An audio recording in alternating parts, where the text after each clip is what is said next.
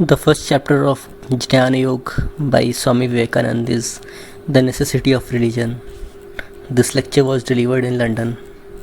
Its contents are as follows. Of all the forces that have worked and are still working to mold the destinies of the human race, none certainly is more potent than that, the manifestation of which we call religion. He says that the religion is the most potent force that has the ability to mold the destinies of the human race. We will see how exactly. All social organizations have a background somewhere, the workings of that peculiar force and the greatest cohesive impulse ever brought into play amongst human units has been derived from this power.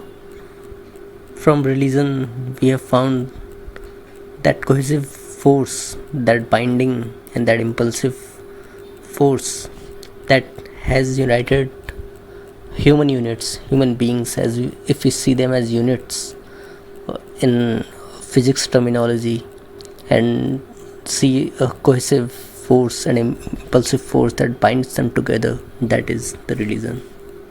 All social organizations have as a background somewhere the workings of that peculiar force and the greatest cohesive impulsive force ever brought. It is obvious to all of us that in very many cases the bonds of religion have proved stronger than the bonds of race or climate or even of descent.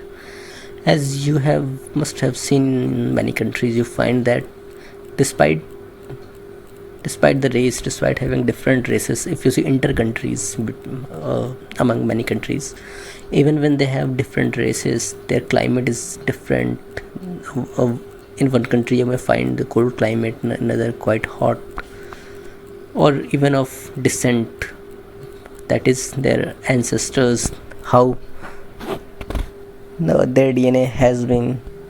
In spite of that, religion still has the ability to bind them. It is a well-known fact that persons worshipping the same God, believing in the same religion, have stood by each other, as you must have seen in the history. Believing in the same religion have stood by each other with much greater strength and constancy than people of merely the same descent or even brothers. That is, even brothers of the people of the same ancestors occasionally have not stood that cohesively as much as the people of the same religion have. Various attempts have been made to trace the beginnings of religion.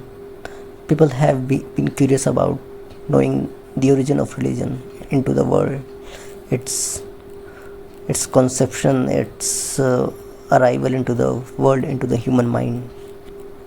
In all the ancient religions which have come down to us, at the present day we find one claim made, that they are all supernatural, that their genesis is not, as it were, in the human brain, but that they have originated somewhere outside of it.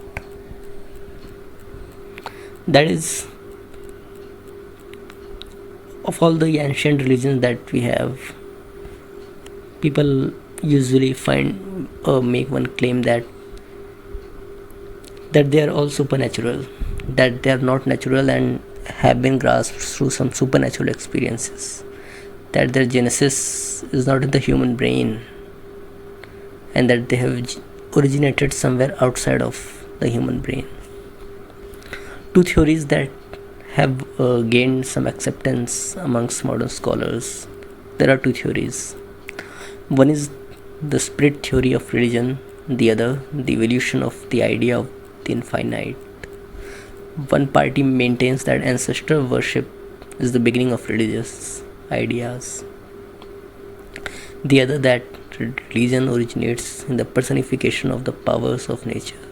That is, the one says about our ancestor worshipping, and the other says about worshipping nature by making them look alike us. That is, we make objects who look like us, but they are from the nature and we worship them. Man wants to keep up the memory of his dead relatives and think they are living even when the body is dissolved, and he wants to place food for them and, in a certain sense, to worship them. Out of that, came the growth we call religion. As you must have said, in Pitri Pujan, that is quite much followed in Hinduism. So it is evident that people from some time have been believing in the afterlife or whatever of their ancestors, and they have been worshipping them.